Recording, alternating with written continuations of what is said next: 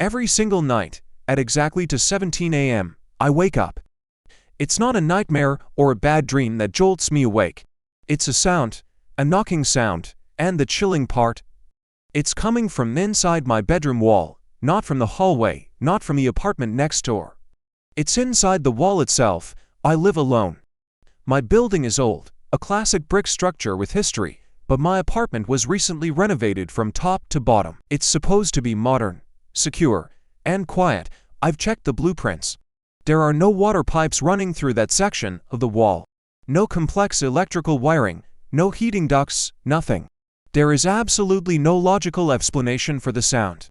When it first started, it was subtle, almost dismissible. Just 3 soft knocks, tap, tap, tap. I'd tell myself it was the building settling, or maybe my imagination playing tricks on me in the dead of night. But it was always at 17 a.m. always. Then, the knocking began to change. It evolved from simple taps into complex patterns, rhythmic and intentional. It felt less like a random noise and more like a code, a message I couldn't decipher. One night, driven by a mix of fear and a desperate need for answers, I spoke to it. I whispered into the silence of my room, "Who's there?" I expected nothing. I hoped for nothing. But then, the knocking responded. I asked a question, and it tapped back a reply. 1 knock for yes, 2 for no. We established a crude form of communication. It confirmed it wasn't a neighbor. It confirmed it wasn't an animal. Was it trapped? 1 knock. Yes. Why, blood ran cold. A week ago, the knocking stopped. For one blissful night, there was silence at 17 a.m. I almost cried with relief. But the silence was broken by something far more terrifying. A voice. A faint, dry whisper, scratching its way through the plaster, and it knew things. Things that no stranger, no ghost, no entity from beyond could possibly know. It called me by my childhood nickname, a name only my late grandmother used. It described, word for word, a secret I've carried since I was a teenager, a secret I swore I would take to my grave. It even recited the exact phrases from a letter I wrote and burned over a decade ago. Every word was perfect. I started to spiral. Was I losing my mind?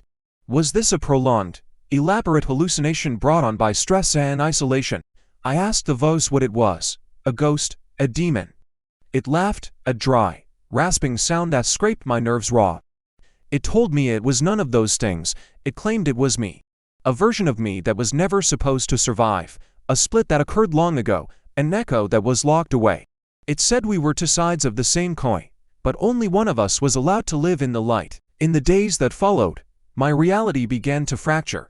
I started losing time. I would blink, and an hour would be gone.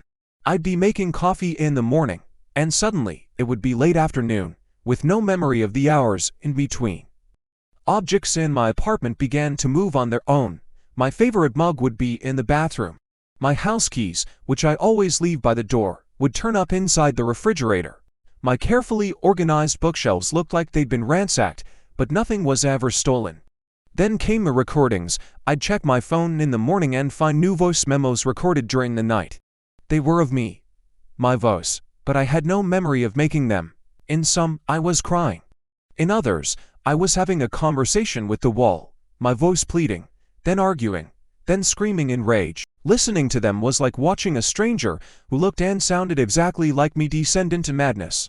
Driven to the edge, I decided I had to know what was behind that wall. The voice had been quiet for 2 days, a silence that felt heavier and more threatening than the knocking ever did. I bought a sledgehammer and a pry bar. I didn't care about the security deposit anymore. I needed to see. I waited until the sun was high in the sky, drawing courage from the daylight. I took the sledgehammer and swung it at the wall. The plasterboard crumbled easily. Behind it was not insulation and wooden studs as I expected. There was another wall, made of old, dark brick. And set into this brick wall was a small, solid steel door, bolted from the outside. It looked ancient. After a struggle, I managed to pry the bolts open. The door creaked open into darkness. I pointed my phone's flashlight inside. It was a room, a tiny, sealed, windowless chamber. It couldn't have been more than a few feet wide. And it was soundproofed with thick, decaying foam panels. The air that rushed out was stale and smelled of dust and despair. But the most horrifying part was what covered every single surface. The walls, the floor, even the inside of the door were covered in scratches, thousands upon thousands of them. Some were just frantic lines, others formed words, sentences, desperate pleas. And all of it was written in my handwriting. I traced the words with my trembling fingers.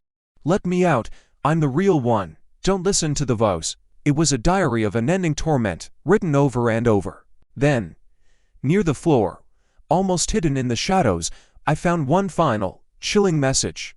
It was written with a clarity and urgency that stood out from the rest of the frantic scrawls.